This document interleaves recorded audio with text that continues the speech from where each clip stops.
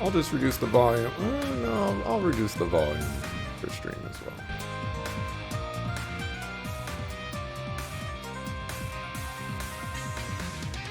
Alrighty. Credits.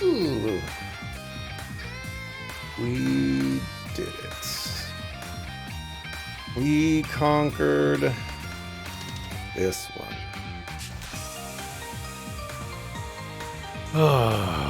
This was a very long game. I think it's currently the longest game that I have played on stream that's not Final Fantasy XIV. Super large amount of days spent on this one. Glad that it's come to a close though.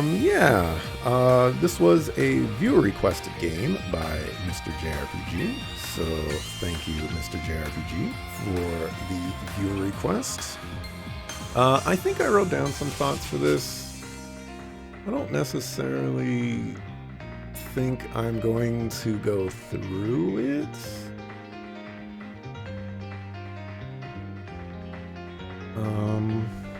Maybe I'll touch on some stuff, but I don't think I'm going to mention too much on this. My first impressions of the game were it's the Trails style that I was hoping not to see. That's, in one sentence describing this game, that's pretty much it. And for my overall thoughts, oh, there's Jorg back there. What is he doing over there? For my overall thoughts, I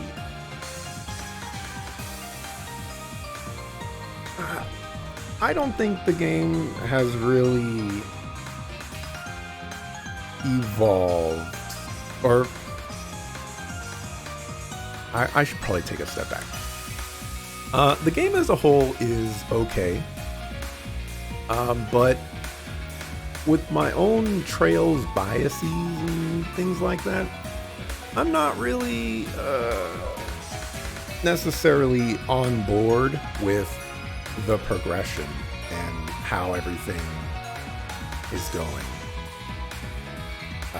And I think that's more or less where a lot of my issues lie, is that if you really think about it, what did we do in this game? Where did we go? What did we learn? How does this effectively set up something of importance? I don't feel like this game stands on its own. So, like, if it ended on some like crazy cliffhanger or something like that, maybe it would be a little bit more workable. But it didn't really get there for me. I just kind of felt like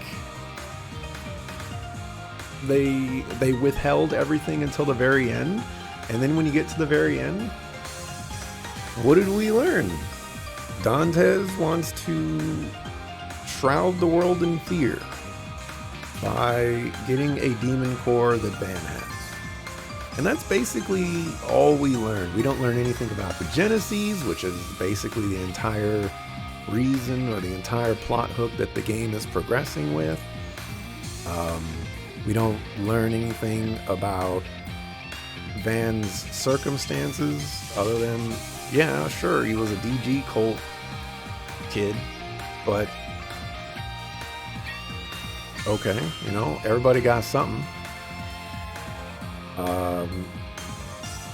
I don't know, like, I would have loved for this game to spend its time with Van trying to grasp everything involved with being a demon lord. I feel like that would have been interesting, and that would have explored something that at least at least would have been like central to the character.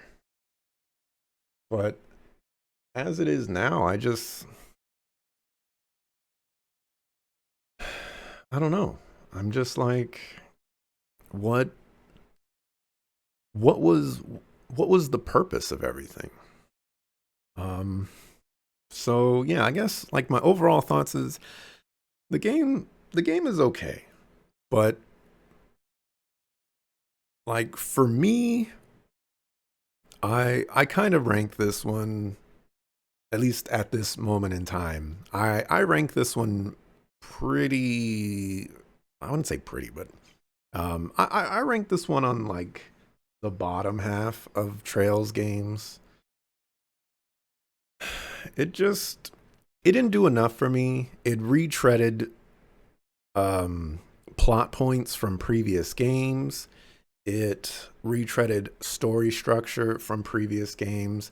It did the patented Trails formula of you're going to mow the lawn, then you're going to build up to something somewhat cool, and then something potentially cool happens, and then it falls back off. You forget everything that happened that just happened, and you go back to mowing the lawn, and you repeat the process again.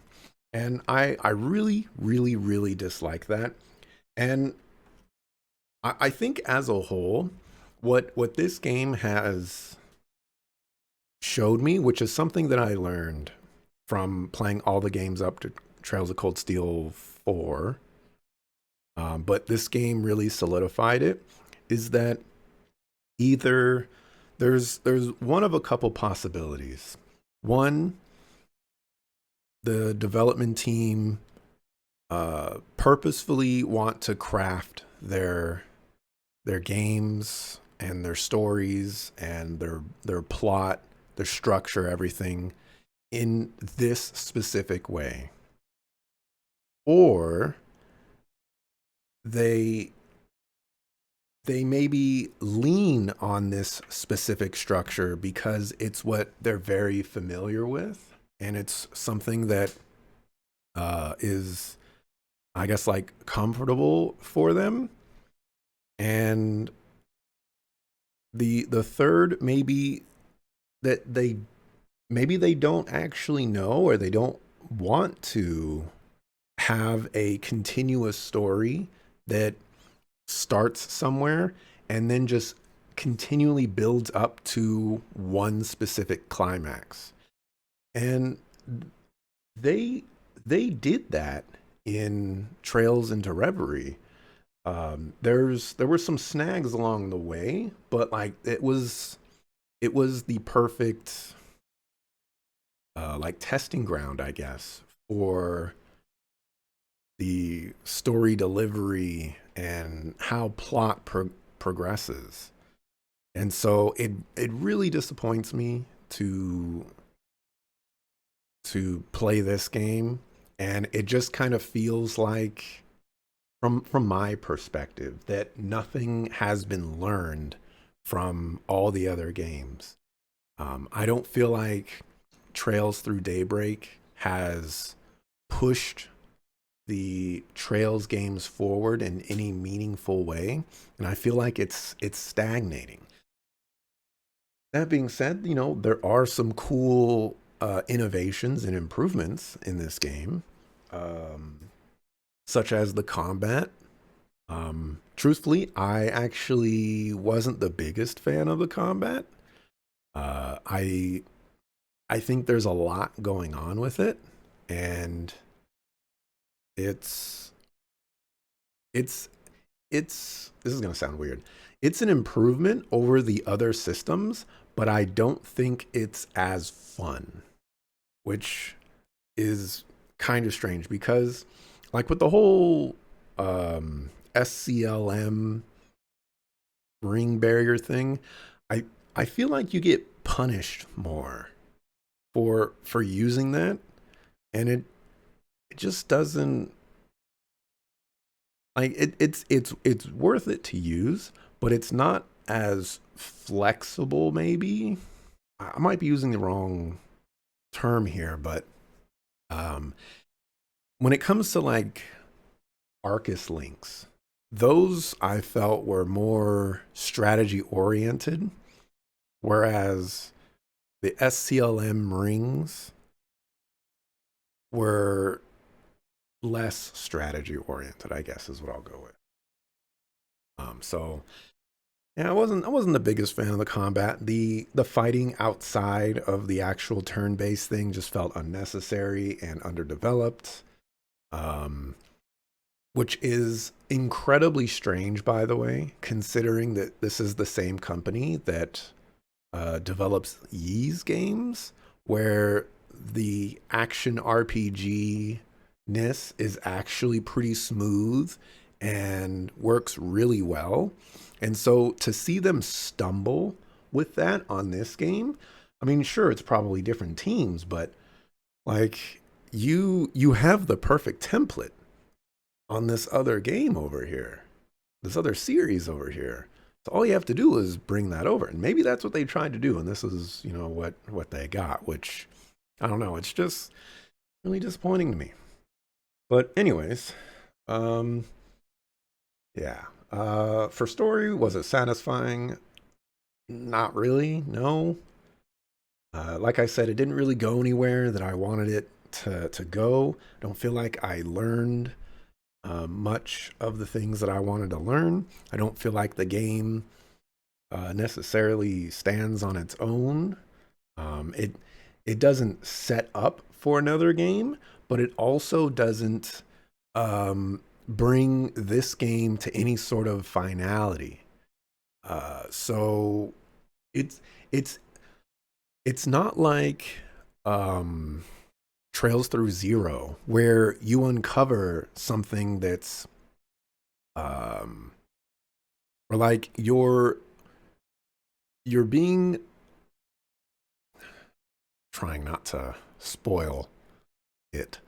Um, you're on a quest to to stop something, and you start uncovering pieces of other things, and by the end of it, it feels like a completed game. Like you put an end to one thing, and then you learn about this other thing, and you put an end to that as well. And it makes it so that that game is done in its entirety, but it also has a few little threads that it's like, hey, this stuff this stuff will might be in the next game. But I don't think this game has that same feeling to it. We have the Genesis, and our quest is to collect all eight. We don't even collect all eight. We also don't learn anything about the Genesis, what they're for, why they're important, why Anyez needs them, why they glow at any particular time, why Almada has them. We like the only thing we know is that they were created by Professor Epstein a long time ago, and that's it. And we continue to learn nothing about it, despite it being the key plot progression point of like that's the thing that drives us forward from locale to locale. It's what makes the choices for us. So for us to learn nothing about it and not even collect them all is just incredibly disappointing. Um, the whole Almada thing just felt like hijinks to me because we're just going from location to location and we're stumbling upon this grand plot from Almada that has no relevance to the actual story. Why did Almada try to, I think I have this written down, as a matter of fact, which I guess I'll go through some of that stuff. But like, why did Almada do the things that they did in the chapters that they did them? Because they bear no relevance to anything that happens after those chapters. Why are they testing out Genesis? But when you look later on, it's like why did they need to raise undead with a Genesis? Now, Melchior explained earlier that, the boss didn't necessarily need it to be tested out, but he wanted to do it anyways. But it's like, why even go after that Genesis to begin with? Or why control everybody in Tharbad with hookahs? Um, why why build a nuclear device at all? Why what other ones am I missing? Uh I'm probably missing one one or two, but like none of that stuff even matters to the plot as a whole. It's just like this own self-contained story, and once it's over we forget about it and we go back to mowing the lawn until we get to the next self-contained story. So it's a whole mess right there. And I think those are, if I'm oh, there was the whole game in Erasion, which was incredibly silly, but I actually kind of cool, but incredibly silly as well. So yeah, the story was not satisfying. Did it feel complete? You know, I'm I'm gonna say I'm gonna say yes slash no because um yes, in the sense of we stopped Almada potentially, and no, in the sense of uh, nothing that we actually sought answers for actually came to some sort of resolution or completion. And how was the pacing? The pacing was absolutely atrocious, like pretty much almost every other Trails game out there, which, is of no surprise to anybody. C didn't even get revealed either. Yep, we don't know who C is, which is just one of those things they tacked on at the end and then referenced one other time, and then that's it. I don't necessarily need to know who C was, but it's just another one of those things where, like, us knowing who C is isn't important. It doesn't mean anything. And so it's not it's not necessary to get that information in this game. But when there's nothing to hook you into the next game, this C reveal isn't going to be like what's going to be that hook. There aren't any hooks to play the next game, in my opinion. So it we're in a weird spot. Thoughts on the story? Every chapter has the same problematic story structure. Forget everything that happened in the previous chapter. Do side quests that are disguised as main quests. Get a job outside the capital that will take a few days. Do side quests that are disguised as main quests. Agnes's Genesis will light up. Go through the final dungeon and fight a boss, including a Grendel fight. Learn a small piece of the puzzle in the vaguest, most obtuse way possible without elaboration. Move on to the next chapter. Rinse, repeat. Chapter 5 is the only one that breaks up this formula so far, which I appreciate Chapter 5 for doing some interesting things. Final chapter also kind of broke it up a little bit as well. In essence, this game doesn't flow at all, or flow well at all. It does too much to accommodate the tried and true Trails formula and lets the narrative suffer because of it.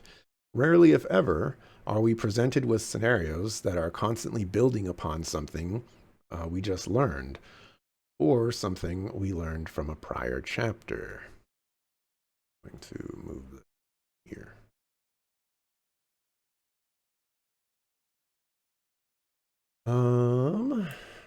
And then I go into a bunch of stuff about how I would change that, which I'm just going to, here, you people can read this because I'm not going to read it.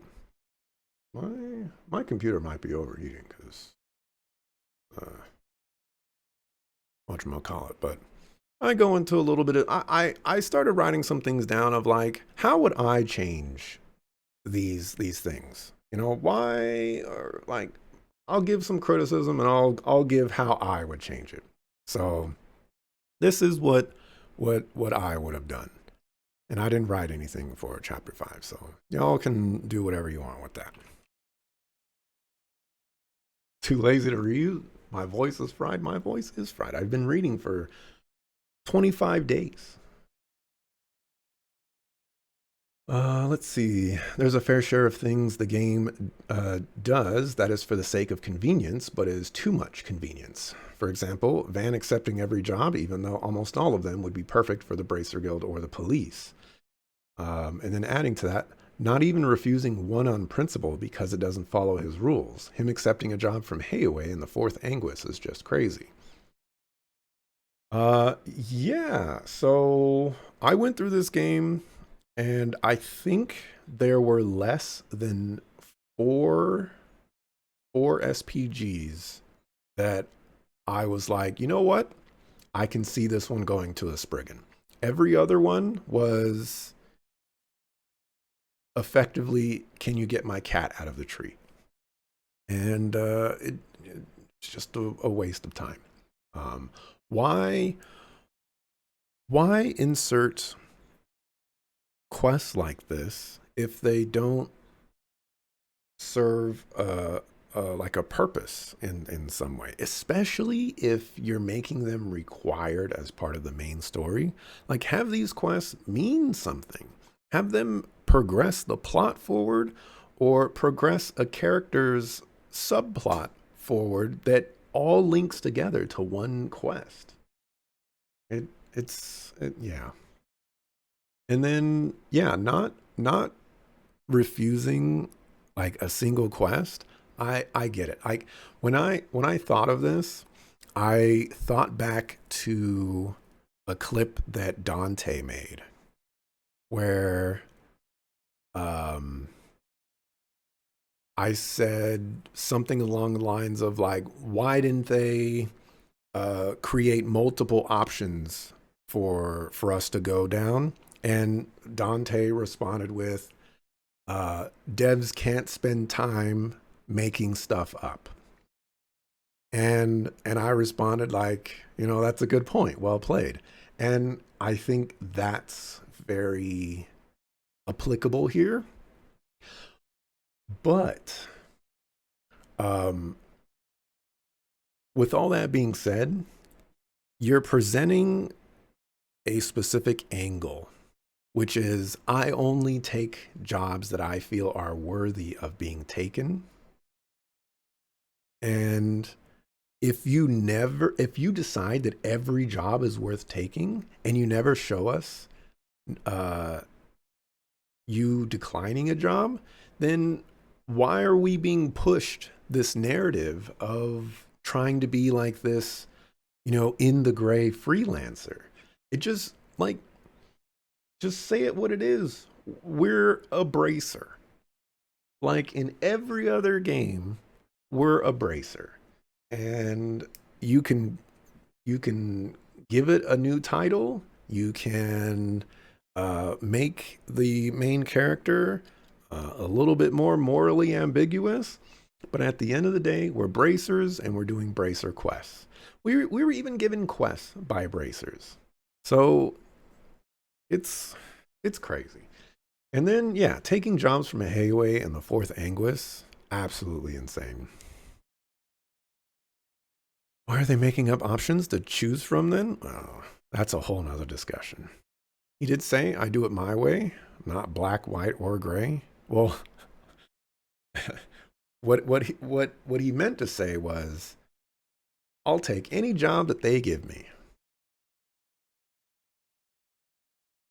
Low paying or not paying at all. Other things that are done for the sake of convenience that are too much of a convenience. Anya's always being able to come along for trips because major events line up with her days off from school. There's also Anya's also managing to maintain her Miss Perfect record at school despite these crazy trips and part time effort. They switched this up a tiny bit for one.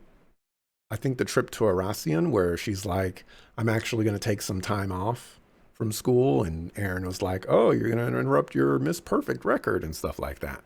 But again, this is one of those scenarios of you're presenting something and you're not giving us anything else to say what happens. Like, there's not a single day where it's like, oh, I have this job that I need to do and Anya's is at school, like, let me grab someone else. Like, that never happens. Anya's is always with us every single time. And it's just too many coincidences to be a coincidence. Amara going after the first Genesis and then deciding to ignore it, even though they know Anya's and Van has it the whole game, especially if its power is to locate other Genesis. Yeah, I, I feel like this is a pretty big plot hole. Like, why would you expend time and effort and resources to locate and get the first Genesis and then ignore it for the rest of the game? I, if you didn't need it, why did you go after it in the first place? So confused. There's also Armada letting Arkwright Solutions keep the Genesis items after they use them once. Armada did say on a couple of occasions that the Genesis that was used they no longer need. Doesn't make any sense to let Arkwright Solutions keep them, though. Oh, I don't know what's going on there. We have Armada being funded and capable of doing everything they have been under the radar of literally every powerful organization in Zemuria. Uh, I, I think this one's actually a huge plot hole. There's no way Armada can do all the things that they did under payment from some of the biggest organizations, including an elder of Heiyue, and nobody catches wind of any of it during the entirety of the process. You know, like, all of in all of the instances where we catch wind of Almada, it's something so silly and innocuous that it wouldn't warrant any sort of investigation at all. The one in uh, Basel, it was like, oh, we just saw some people walking around the city and they look suspicious. It's like, have you ever been to a city before? There's a lot of suspicious people. You know, everybody is suspicious. So what are you talking about? But whatever. Anya's Genesis lighting up. Another one of those things where it's just too convenient. It happens every single time, all the time. It's it's more of like, it's more of a drinking game of is it going to light up? And probably more interesting of, is it not going to light up for this moment? Every main story, even taking 2 to 3 days, even in cases where it's impossible to know how long it would take to investigate and complete. It's another one of those, uh, again, just another convenience, but too much convenience. Every mission we get away from the capital having to do with the Genesis. Yep. Never getting paid the actual hourly wage and expenses involved with the job. I, I don't think so. At the end of chapters, we had expense, like, there were some times where I got negative money, and that should be impossible because I'm supposed to get paid for my expenses. So if I'm buying new equipment and things like that, I should be getting that money back on top of the hourly wage that we set. Which, by the way, I'm just going to repeat, the hourly wage is crazy. It costs 200 mira to go take a bath. And Van gets paid 1,000 mira per hour. It costs 100 mira to buy a newspaper.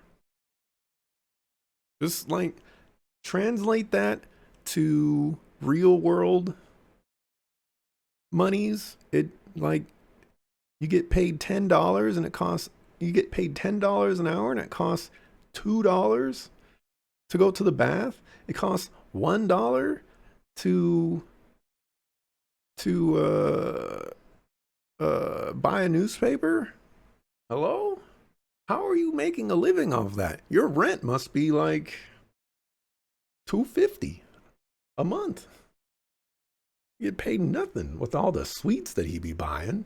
Those things were freaking expensive.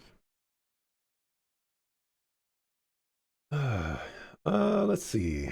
The trail's patented. I'm going to talk to her, air quotes, internal or external dialogue. Stop teasing and just say the name. And I also should add here we're gonna pan the camera beneath so that you can only see the mouth and the chin, even though you already know who the person is. It's like, okay, first of all, if we already know who the person is, just show the person's face. You hiding their eyes does nothing. Second of all,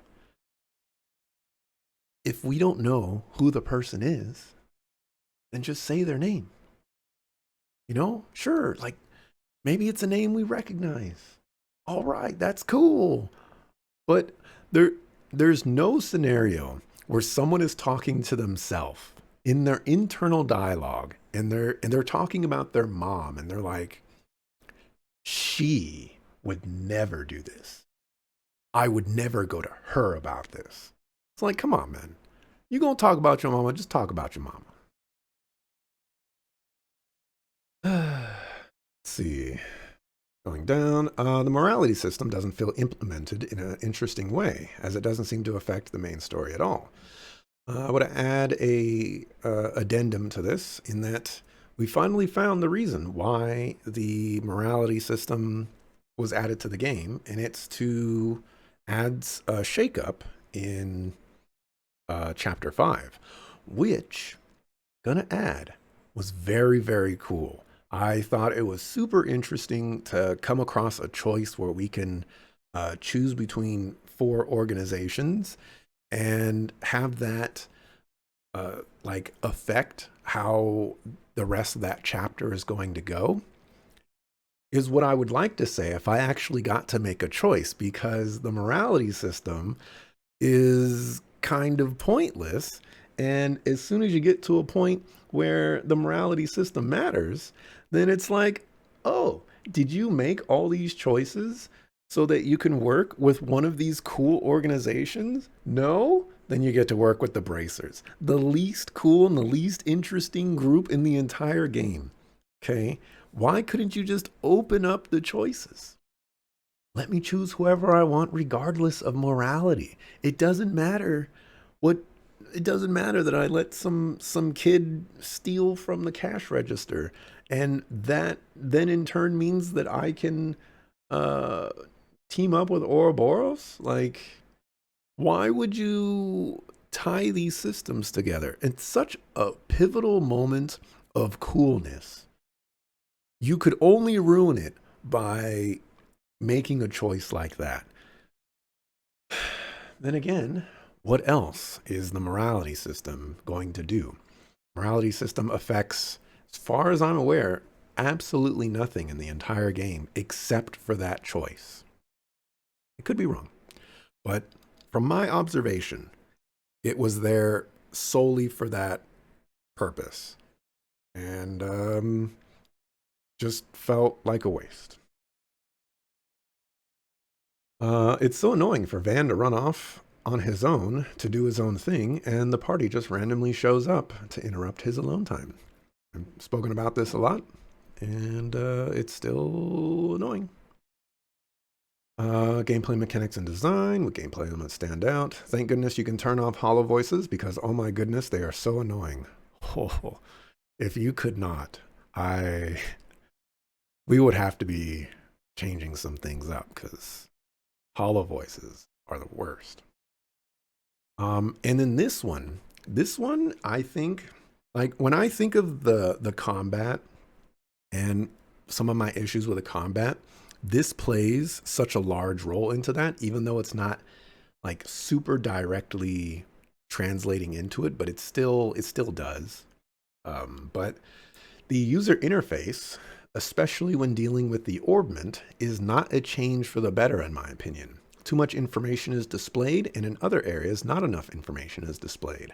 Navigation doesn't flow as well for me, and it feels much more difficult to make changes. Yeah, so in the older Trails games, I think information was very simplified, and the way that that information was conveyed to the player was also simplified. You have these courts, and like everything had its specific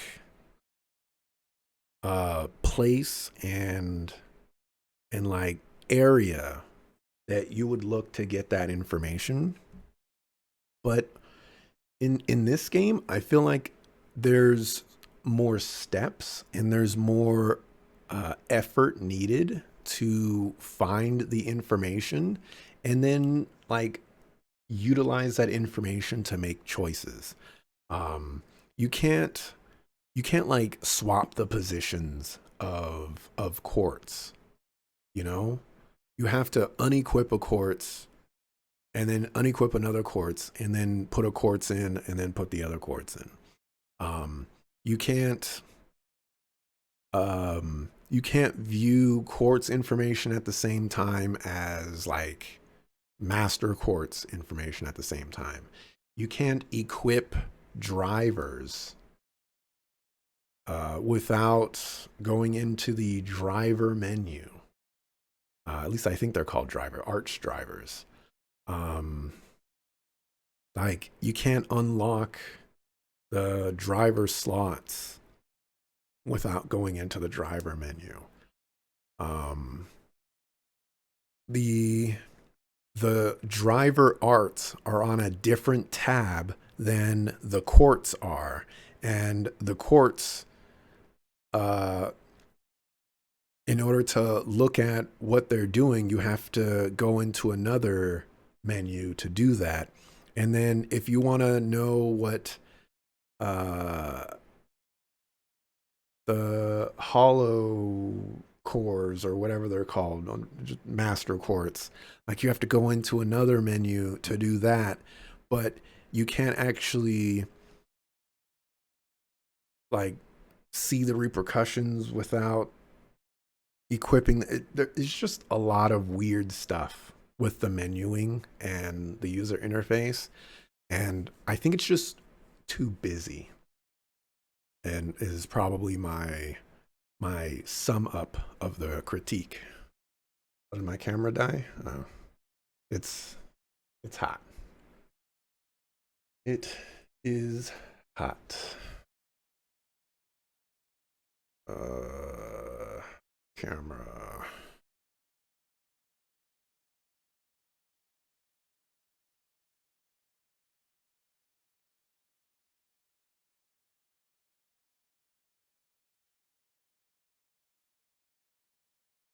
um yeah.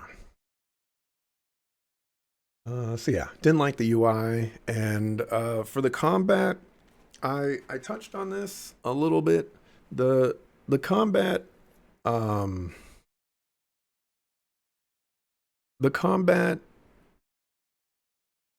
excluding the outside portion of battles, like using the shard things to go into the turn base portion. Like overall, I thought it had some familiarities with the old combat, but the strategies and things like that are definitely different because there's more of a reliance into grouping up characters, and a lot of enemies punish you for grouping up. And so there's this, I'm going to call it a push and pull, but it's not a push and pull because it's more like just get punished basically, of a scenario where it's like, yeah, you're encouraging this, but I'm not getting enough benefit to really get this the way I want it to go.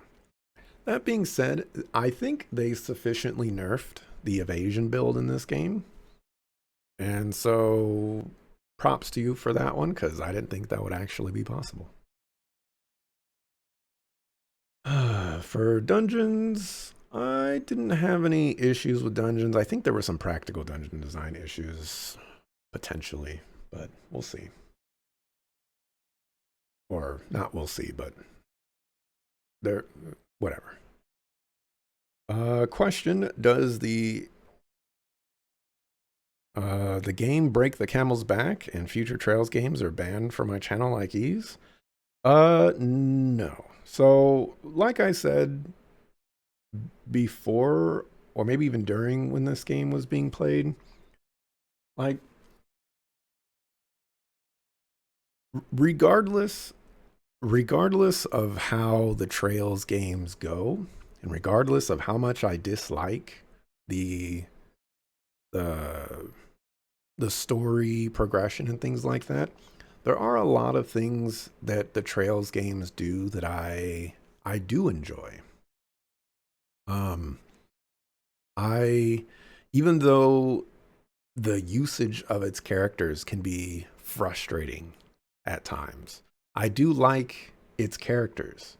I do like the climax moments of the chapters. I think the Trails team does a very good job with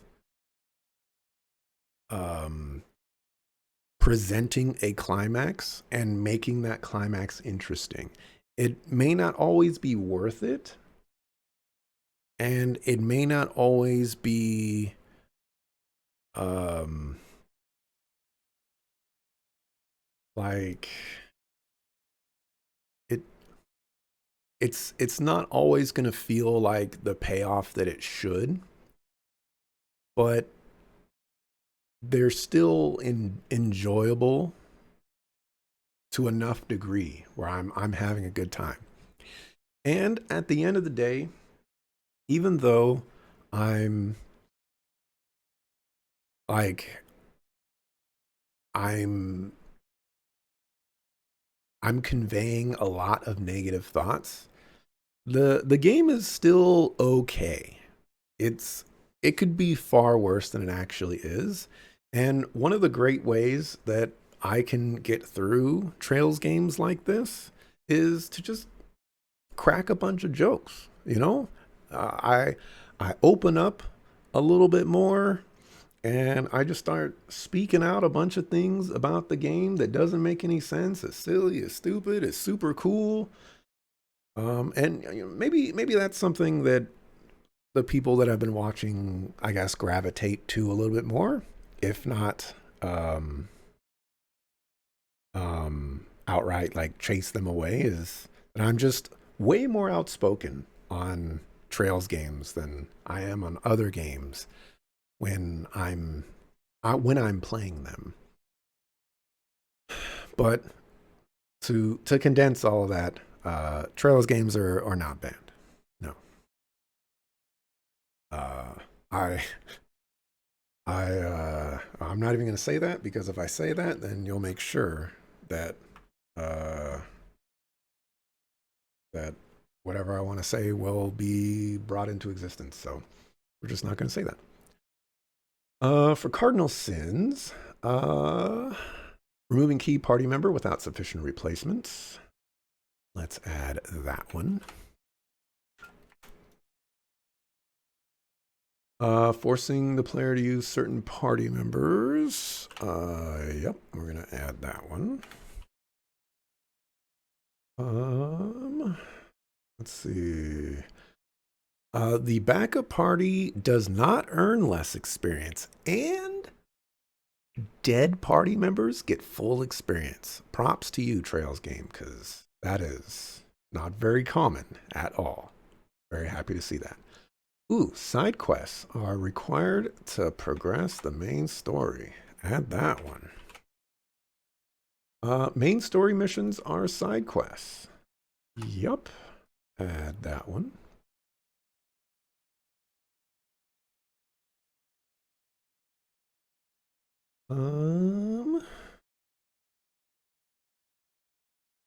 And that appears to be all of that for gameplay mechanics and design.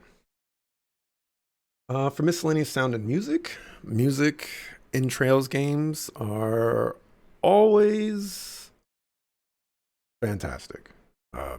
This game did not feel like any exception to that. I enjoyed the music a great deal. I think they utilized the sad music too many times. Probably like 5 or 10 times per chapter. But outside of that, I enjoyed it. They had some really nice bangers in there. Some tracks in there where I'm like, I can totally make a hip hop beat out of this. Quite a bit of that. For voice acting, I enjoyed, I think, every character's voice acting. I don't think any character really stood out as being negatively impacted by their voice actor, except for maybe Rosette, but Rosette's a robot, so um, it's acceptable, and it makes sense to go that route. That being said, we keep coming to this point of, can we please have some consistency with voice acting? It's like, how long are we gonna go through this where you have a line, an unspoken line, and then a spoken line, and then an unspoken line in like the span of 3 sentences spoken by 3 separate characters? Um, I my preferred route is you main story, or you voice act the entirety of the main story and nothing else, at as a minimum. And the other alternative is you just voice act nothing. What it I honestly, it might just have to start becoming a cardinal sin of doing the voice acting like in this game. I'll even accept, I understand that Trails games have hundreds of thousands of lines of dialogue or whatever. And, it's crazy. You can't voice act the entirety of the main story. At least voice act scenes so that they're always consistent. That Harwood scene where he shows up at Arkwright Solutions would have been a wonderful scene to get everybody voice acted for that entire scene. And there's many other scenes where just like voice act the entire scene, and then you can get rid of it for the scenes after that or something like that. Please. For graphics, so I've seen some chatter that this game looks like leagues improved and better than other Trails games out there, and I'm not really on board with that. I think this game looks very similar to like Trails of Cold Steel 3 and 4. Obviously, the polygon count has increased, and the texture quality has increased. But the thing about the Trails games is, it's never, for me, it's less about the polygon count and the texture quality, and it's more about how you are building your environments and how you are animating your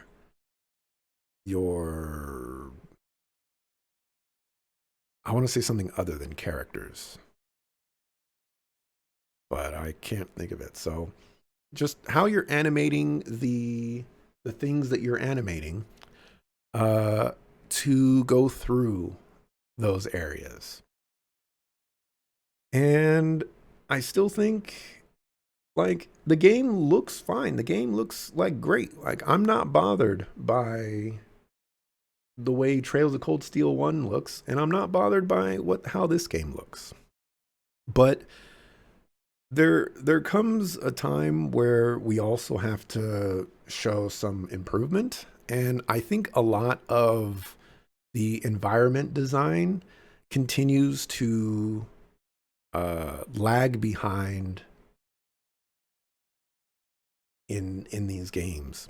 A lot of the cities and the buildings, they're all very similar.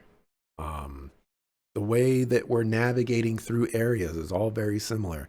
In some places, like the desert in Tharbad, there's just not enough visual appeal and interest in this massive desert zone to warrant there being a massive desert zone.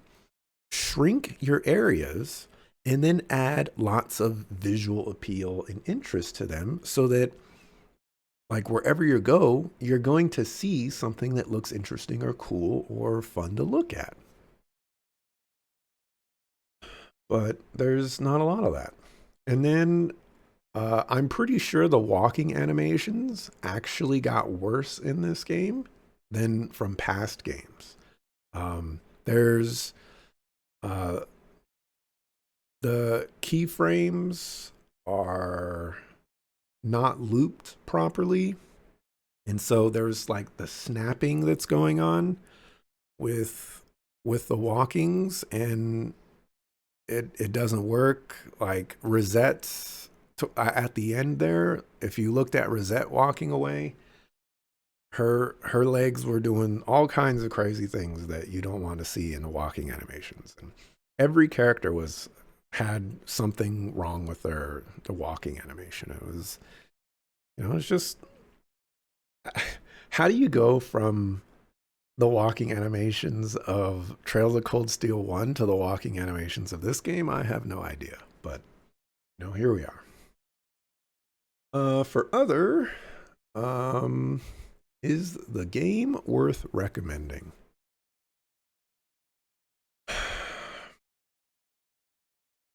Okay, outside of someone being a Trails fan, I'm not sure who I would recommend this game to, or who would be interested in a game like this. I'm really just not sure, and I'm not saying that in like a disparaging way. I'm saying that in a way of I'm just not sure where the interest goes. Um,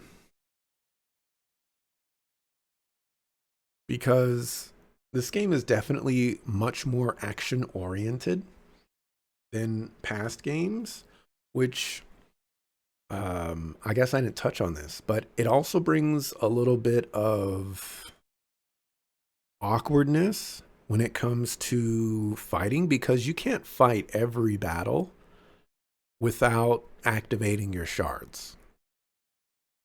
And so if you fight a bunch of battles, if your primary way of fighting, like mine was just fighting without shards, then you get into battles where it's basically required to be shard battles. And it's just kind of silly to have those two dynamics not work in tandem with each other.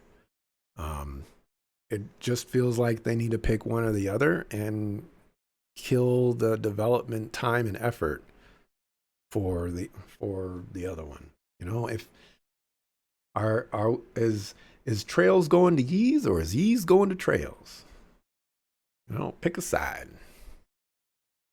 But Yeah, I guess back to the whole recommendation thing. Um, I I don't think a Trails game is like. I think I could recommend a Trails game to someone who likes visual novels a lot and also enjoys RPG. But I think the visual novel part has to be the main component to it because there's a lot of reading in these games.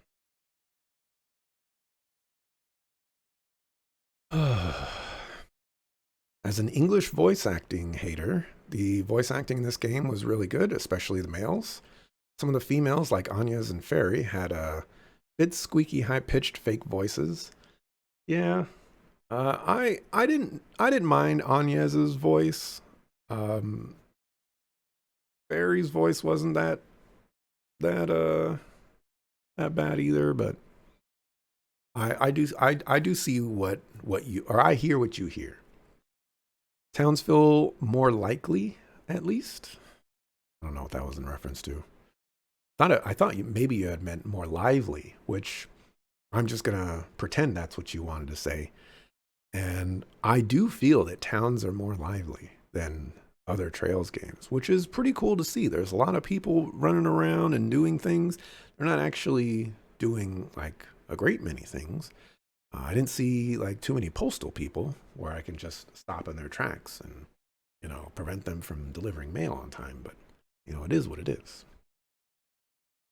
You noticed about this game is that compared to older games, not every party member had to always add their 1 cent. Each time something was said, it often was just about two party members, though you did notice more towards the end that every party member got a line. This was something that I also noticed and just kind of tucked into the back of my mind and never touched on it, but you're right about that one. Um, there was definitely a lot less of every character trying to get their word in at every possible opportunity. So that was certainly appreciated. YouTube video walking animations of trails through Daybreak. It's too much. Too much effort. there, too much effort for negative payoff. I like the characters, but the story was eh. Some of the writing was interesting to you, though. Oh, oh, oh gosh. Oh my gosh. Why, Mana Dryad? If the developer is watching,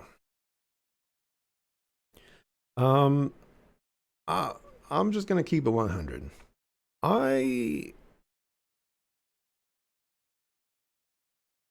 I I've given my feedback on the Trails games, like at least 3 times over, and more or less they keep going down the same path, more or less. I really want uh there to be an improvement on story structure. I want the start of the story. You can make it slow, okay? I'd prefer if you didn't, but you can make it slow. But I want there to be a ramp up to something, and the climax, the big important climax, is it happens, and then you build up to another climax without dropping down. Okay, we search for a genesis, and we meet a big bad guy, and then instead of going back to town and doing all of our quests and things like that, instead we're like, we need to find the next Genesis before this guy does. And so we start chasing after him and stuff like that. And we start learning about him and his organization with all of our investigating friends. And and we just progress and we actually build upon the things that we had just learned. And every single time the the story moves up, we're learning more things, and it comes to the big culmination of the grand climax, which is maybe like the midpoint or the end of the game, whatever you want to do it. And by that point, we have learned so much, and there's not a bunch of plot dump at the end. it's it's I just that's the biggest want. I think Trails into Reverie was a great um a great way to think about it. Jesus. And I need that again. I remember someone once told me that you can't do Trails of Reverie again without the like 8 games leading up to that point, and I completely disagree.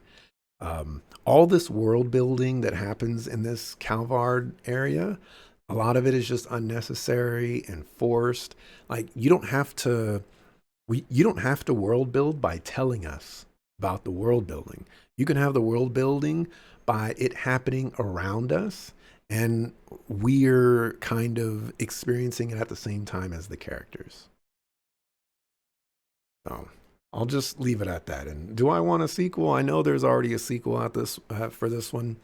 I'm not necessarily too inclined to play the sequel, but the way the chat's going, I have a feeling that I'll be playing the sequel in the future.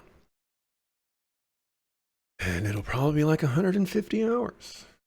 But anyways, let's back out of here.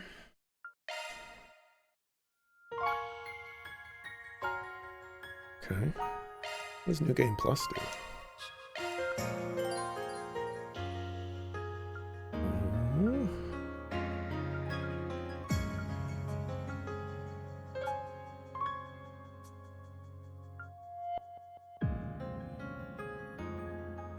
Alignment level? Okay. At least the alignments carry over. Alright. Oh, I can't back out of this. Oh. Alright, this is going to be the end of my thoughts here. And I guess all chat is going to war about the next viewer request game, so yeah, I'm gonna end my thoughts here. Yeah.